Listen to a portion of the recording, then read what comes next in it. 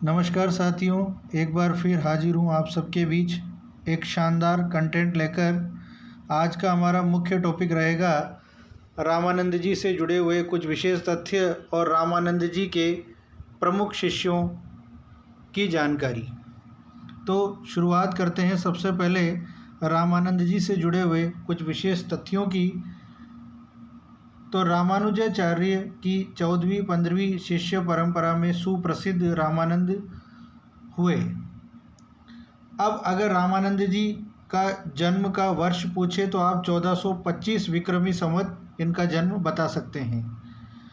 स्वामी रामानंद जी के दीक्षा गुरु राघवानंद कांचीपूर्ण माने जाते हैं।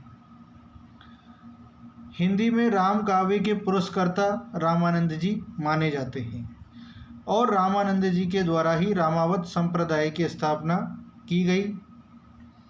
हजारी प्रसाद द्विवेदी जी ने रामानंद जी के विषय में क्या कहा, तो हजारी प्रसाद द्विवेदी जी रामानंद जी को आकाश धर्मा गुरु कहते हैं। तो लिखा हुआ भी है, हजारी प्रसाद द्विवेदी जी ने इनको आकाश धर्मा गुरु कहा। यह प्रश्न कई बार परीक्षाओं में पूछा गया। इसके बाद हजारी प्रसाद द्विवेदी जी द्वारा लिखा गया दूसरा कथन भी परीक्षाओं में कई बार पूछा गया। तो हजारी प्रसाद द्विवेदी जी लिखते हैं, मध्य युग की समग्र स्वाधीन चिंता के गुरु रामानंद ही थे। कई बार प्रश्न आता है, यह कथन किसका है?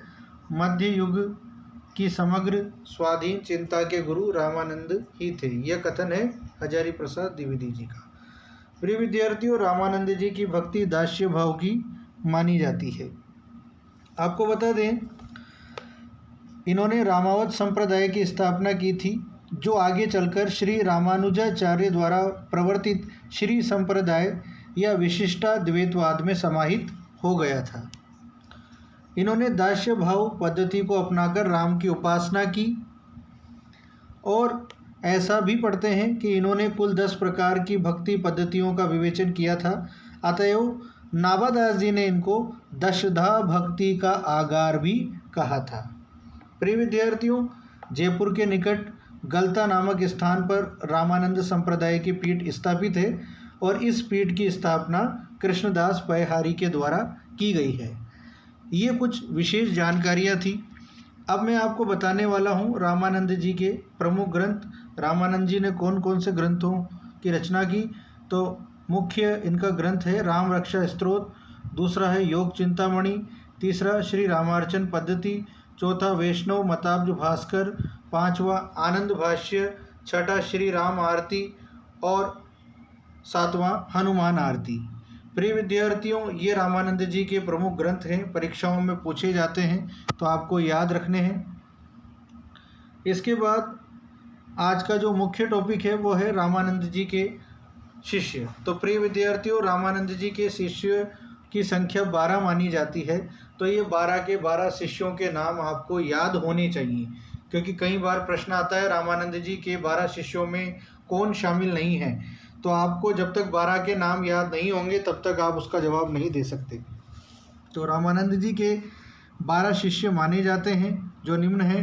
पहला अनंतानंद, दूसरा सुखानंद, तीसरा सुरसुरानंद, चौथा नर हरियानंद, पांचवा भावानंद, छठा संत पीपा, सातवां कबीरदास, आठवां सेन, 9वें संत थे धन्ना और 10वें रेदास, 11 नंबर पर पद्मावती और 12 पर सुरसुरी। तो रामानंद जी के 12 शिष्यों के नाम मैंने आपको पूरे बताए और आपको ये 12 के 12 नाम याद होने चाहिए। परीक्षा में प्रश्न पूछ लिया जाता है रामानंद जी के 12 शिष्यों में कौन शामिल नहीं है, तो आप उसका उत्तर तभी दे सकते हैं जब आपको 12 के 12 शिष्यों के नाम पता हो। इस वीडियो में मैंने आपको रामानंद जी से जुड़े हुए कुछ विशेष तथ्य बताए और उनके ग्रंथों के बारे में बताया और रामानंद जी के 12 शिष्यों के नाम भी बताए। तो आपके लिए ये वीडियो परीक्षा में बेहद मददगार सिद्ध होगा और एक प्रश्न आपका परीक्षा में पक्का होगा। आप इस पूरे वीडियो को देखकर परीक्षा में एक प्रश्न आसानी से सही कर सकते हैं। ये था आज का शानदार कंटेंट। इसी प्रकार के कंटेंट, जो सेलेक्टेड कंटेंट होते हैं, वही कंटेंट मैं आपके लिए हिंदी साहित्य में लेकर आता रहूँगा।